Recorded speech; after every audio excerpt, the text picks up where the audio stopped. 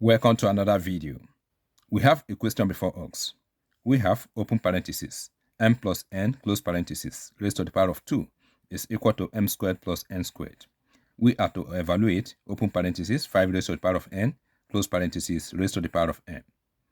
Alright, so let's begin. Before we start answering the question, I would like you to consider subscribing to this platform if you have not yet subscribed. In this platform, we simplify mathematical problems. Alright, now let's begin. We have open parenthesis m plus n close parenthesis raised to the power of 2 is equal to m squared plus n squared. We are to evaluate open parenthesis 5 raised to the power of n close parenthesis raised to the power of m. Alright, to answer this question, we have to expand the left hand side and equate it to the right hand side. So we will have m plus n times m plus n. And this is equal to m squared plus n squared. M times m is going to give us m squared.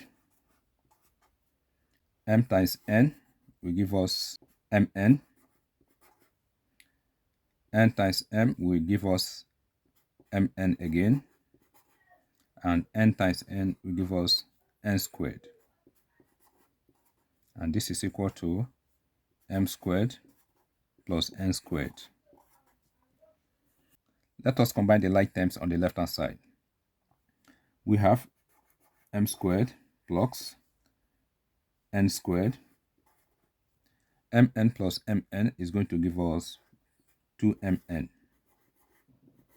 And this is equal to m squared plus n squared.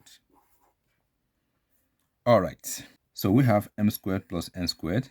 And on the right hand side, we have m squared plus n squared. For the left hand side to be equal to the right hand side, m times n has to be 0. Okay, so we will replace m times n with 0. So we will have m squared plus n squared plus 2 times mn is equal to 0. And this is equal to m squared plus n squared. So we will have m squared plus n squared. 2 times 0 will give us 0. So this is equal to m squared plus n squared.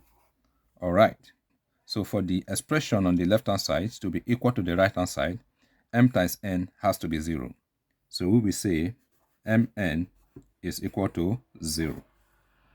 Alright, we are to evaluate open parenthesis 5 raised to the power of n close parenthesis raised to the power of m. With respect to this term we are evaluating, let us consider this law of indices. If we have a raised to the power of b raised to the power of c, this can be expressed as a raised to the power of bc or a raised to the power of cb. You know multiplication is commutative. It doesn't matter the variable that comes first, it will give us the same answer. Okay, if we apply this law, we can rewrite this expression as 5 raised to the power of m times n. Alright, we obtain the value of mn as 0. So we will replace mn with 0. So we will have 5 raised to the power of 0. And 5 raised to the power of 0 is going to give us 1. Because anything that is raised to the power of 0 is 1. So we will have 1 here. 5 raised to the power of n raised to the power of m is equal to 1. Thank you for watching this video. If you find the video helpful, please subscribe to my channel and do not forget to comment, like and share. All the best.